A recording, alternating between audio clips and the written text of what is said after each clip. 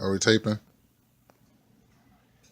Hey, what's up, peeps? Welcome to another episode of Direct Edition. The channel is Fred Hall Direct Edition. And today we're going to be doing another comic book haul, okay? But before we get into it, I just wanted to show you my, I don't know what this is called. I guess it's called like a computerized picture frame out of the dungeon. Put most of the women on there, villains or heroes, because I like it. And then I have my boy up there for a second time, Sky Shadow. I really am in love with that Transformer figure, man. I really like it. I'm thinking about becoming a millionaire so I could purchase two of them and open one out of the pack just so I could play with it or whatever.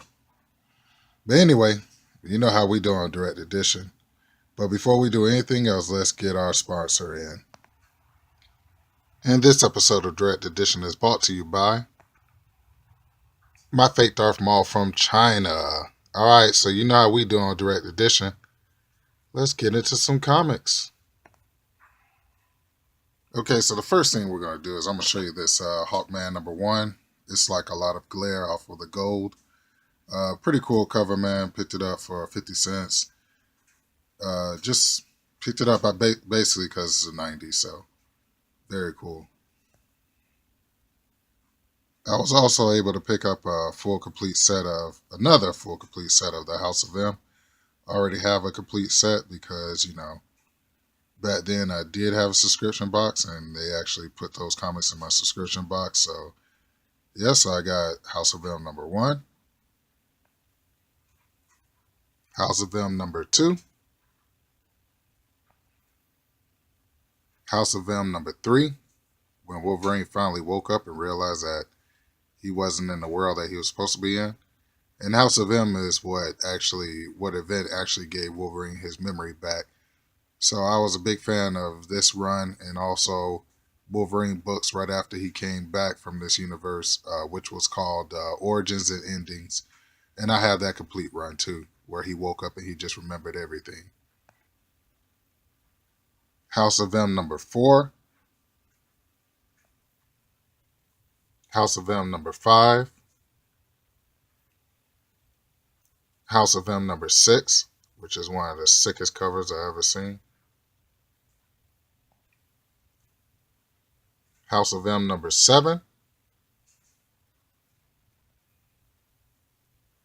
and House of M #8, where we hear the whispers, "No more mutants." It's pretty cool. I also picked up some Hulks.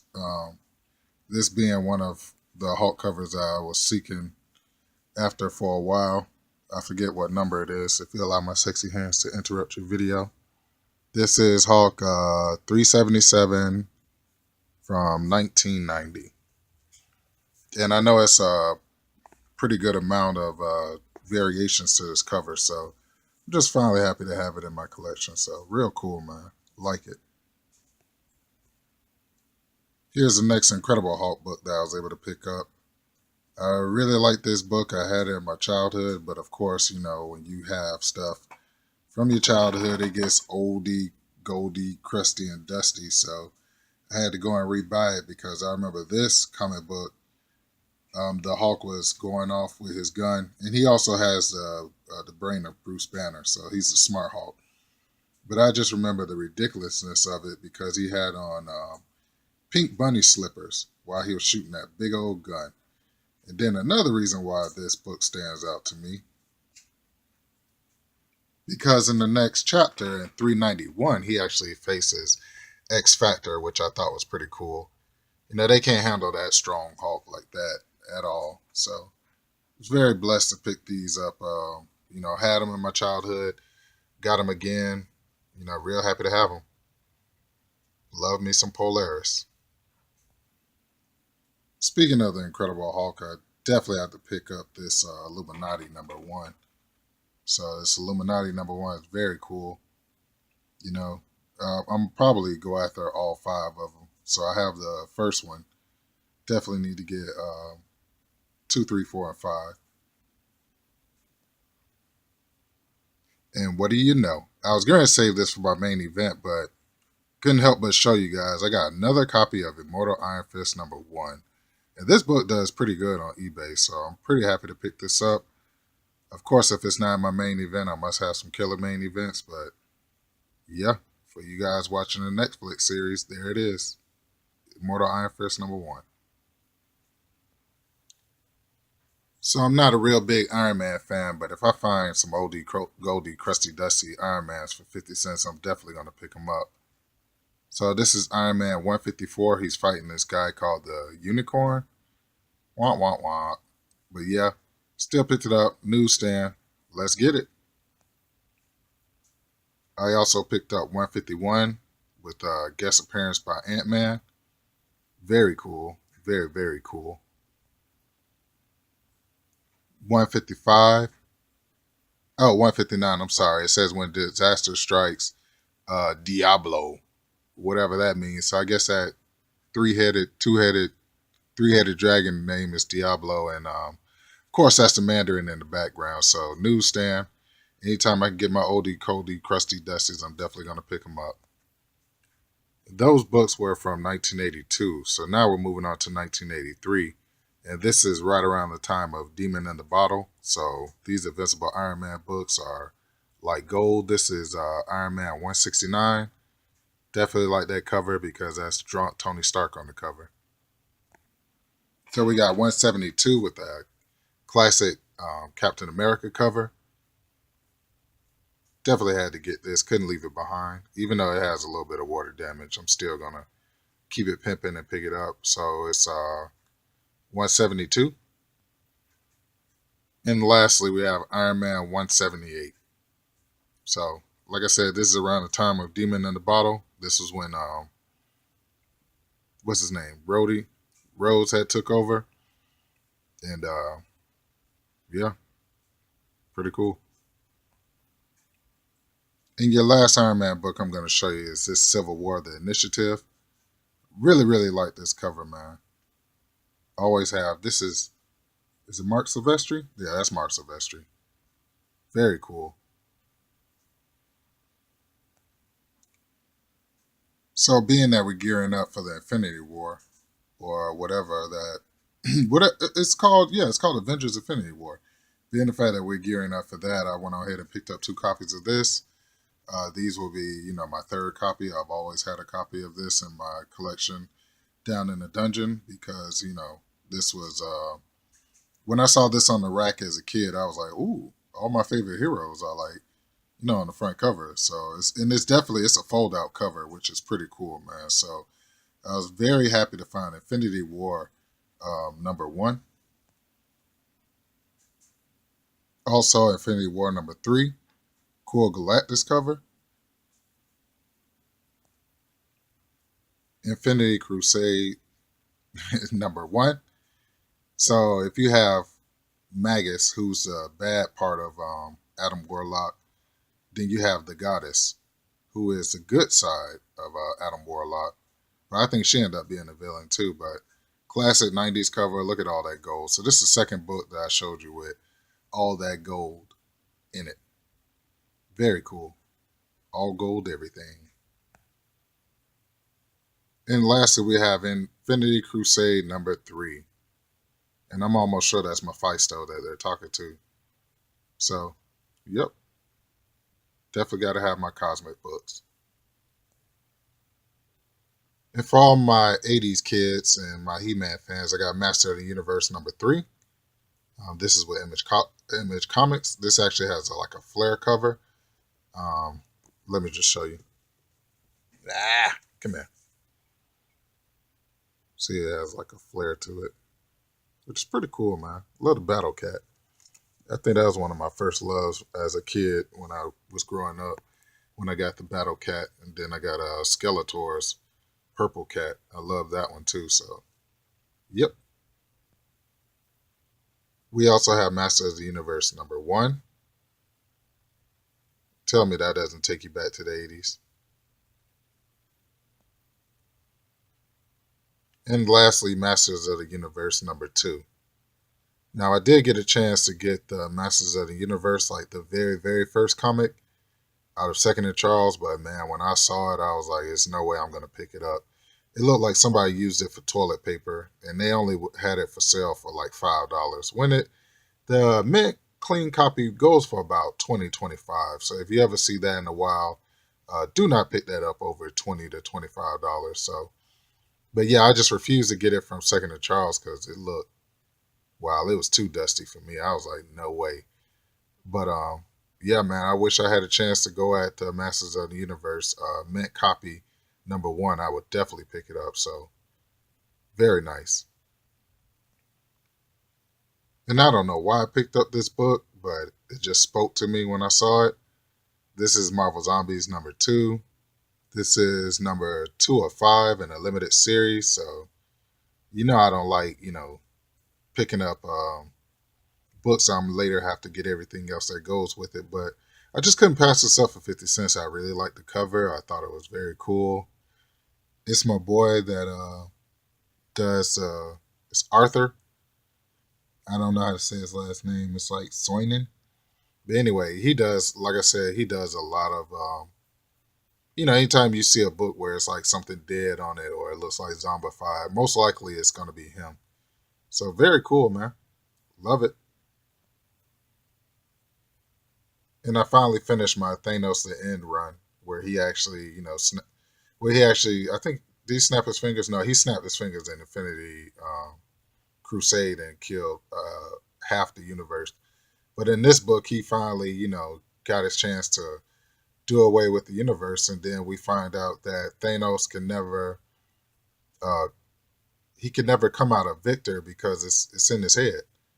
So it's a very good run to have. Thanos the End.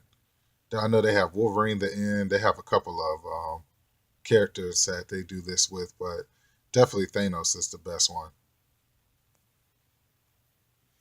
And what you know about that? Punisher 2099. That's my shizzle for shizzle.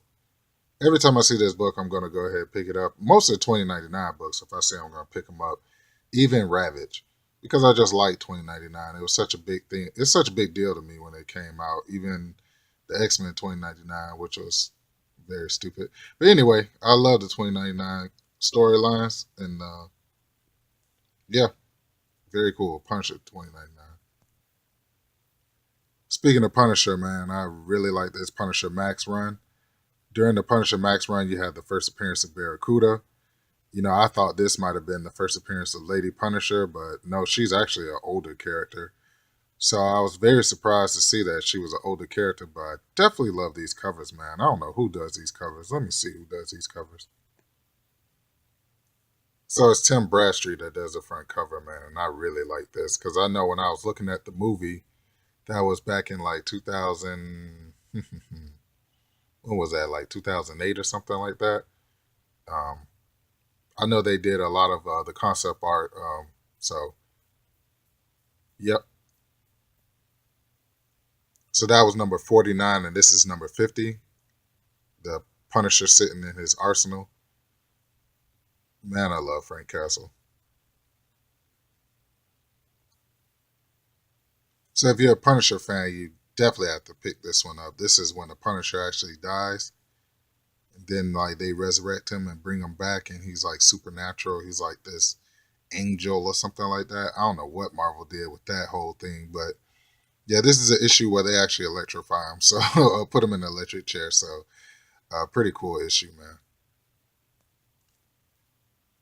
So I took a chance on reading Evil Ernie, and actually I ended up liking it. It's pretty sick, man, and it's different. I like to pick up some different stuff every once in a while besides my main titles, Marvel and DC. So I was very happy with this Chaos Comics Evil Ernie. I thought it was pretty cool, man. This dude is very sick, man, for real. As a Wolverine fan, I went crazy when I saw this Exiles #85. This has every version of Wolverine in it, so it's pretty cool. Look at the boy. Look at the boy Wolverine. He's down there looking like a sucker MC. But anyway, yeah, really like this. Really like the zombie Wolverine in it. Very cool, man. Very cool Exiles. So I picked up Exiles #3. And I didn't stop there. Let's keep going. Exiles number 4. It looks like Forge in the middle. And you have Blue Beast or whatever. You have Blink. Looks like Scarlet Witch.